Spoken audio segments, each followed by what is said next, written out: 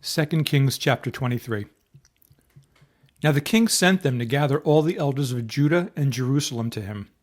The king went up to the house of the Lord with all the men of Judah, and with him all the inhabitants of Jerusalem, the priests and the prophets and all the people, both small and great.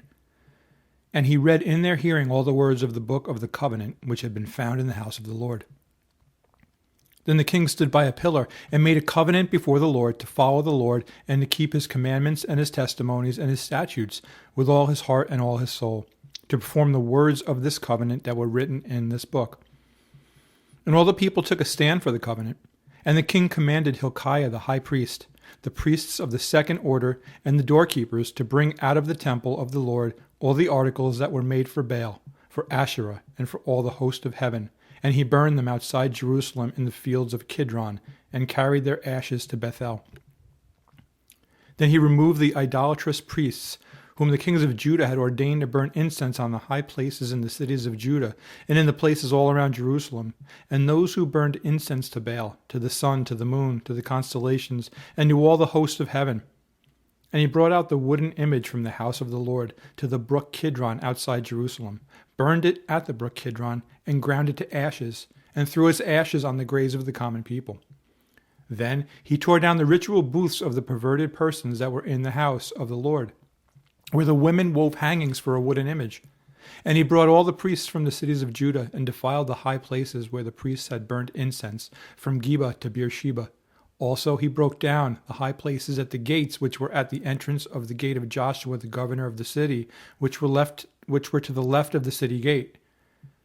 Nevertheless, the priests of the high places did not come up to the altar of the Lord in Jerusalem, but they ate unleavened bread among their brethren. And he defiled Topheth, which is in the valley of the son of Hinnom, that no man might make his son or his daughter pass through the fire to Molech. Then he removed the horses that the kings of Judah had dedicated to the sun, at the entrance to the house of the Lord, by the chamber of Nathan Melech, the officer who was in the court, and he burned the chariots of the sun with fire. The altars that were on the roof, the upper chamber of Ahaz, which the kings of Judah had made, and the altars which Manasseh had made in the two courts of the house of the Lord, the king broke down and pulverized there, and threw their dust into the brook Kidron. Then the king defiled the high places that were east of Jerusalem, which were on the south of the Mount of Corruption, which Solomon king of Israel had built for Ashtoreth, the abomination of the Sidonians, for Chemosh, the abomination of the Moabites, and for Milcom, the abomination of the people of Ammon. And he broke in pieces the sacred pillars and cut down the wooden images and filled their places with the bones of men.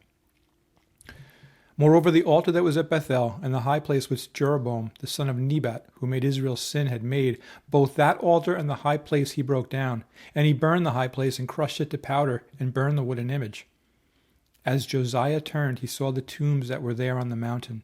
And he sent and took the bones out of the tombs and burned them on the altar, and defiled it according to the word of the Lord which the man of God proclaimed, who proclaimed these words. Then he said, "What gravestone is this that I see?" So the men of the city told him, "It is the tomb of the man of God who came from Judah, and proclaimed these things which you have done against the altar of Bethel." And he said, "Let him alone, let no one move his bones." So they let his bones alone, with the bones of the prophet who came from Samaria. Now Josiah also took away all the shrines of the high places that were in the cities of Samaria, which the kings of Israel had made to provoke the Lord to anger, and he did to them according to all the deeds he had done in Bethel. He executed all the priests of the high places who were there on the altars and burned men's bones on them, and he returned to Jerusalem. Then the king commanded all the people, saying, "Keep the Passover to the Lord your God, as it is written in this book of the covenant." Such a Passover surely had never been since the days of the judges who judged Israel, nor in all the days of the kings of Israel and the kings of Judah. But in the 18th year of King Josiah, this Passover was held before the Lord in Jerusalem.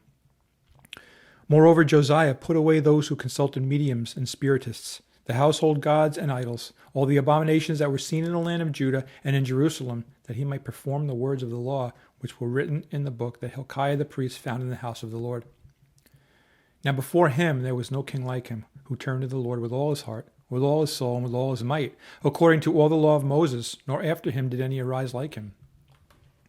Nevertheless, the Lord did not turn from the fierceness of his great wrath, with which his anger was aroused against Judah, because of all the provocations with which Manasseh had provoked him.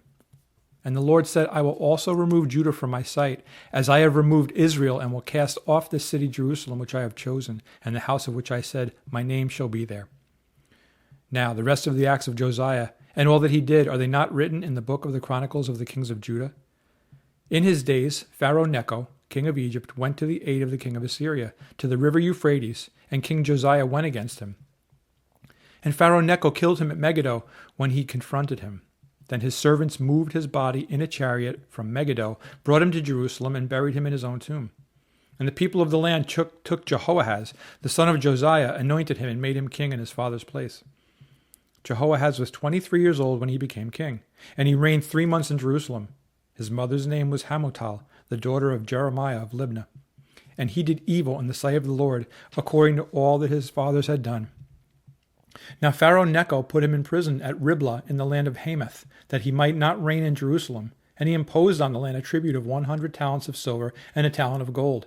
Then Pharaoh Necho made Eliakim, the son of Josiah, king in place of his father Josiah, and changed his name to Jehoiakim. And Pharaoh took Jehoahaz and went to Egypt, and he died there. So Jehoiakim gave the silver and gold to Pharaoh, but he taxed the land to give money according to the command of Pharaoh. He exacted the silver and gold from the people of the land, from everyone according to his assessment, to give it to Pharaoh Necho. Jehoiakim was 25 years old when he became king, and he reigned 11 years in Jerusalem. His mother's name was Zebudah, the daughter of Pedaiah of Rumah, and he did evil in the sight of the Lord, according to all that his fathers had done.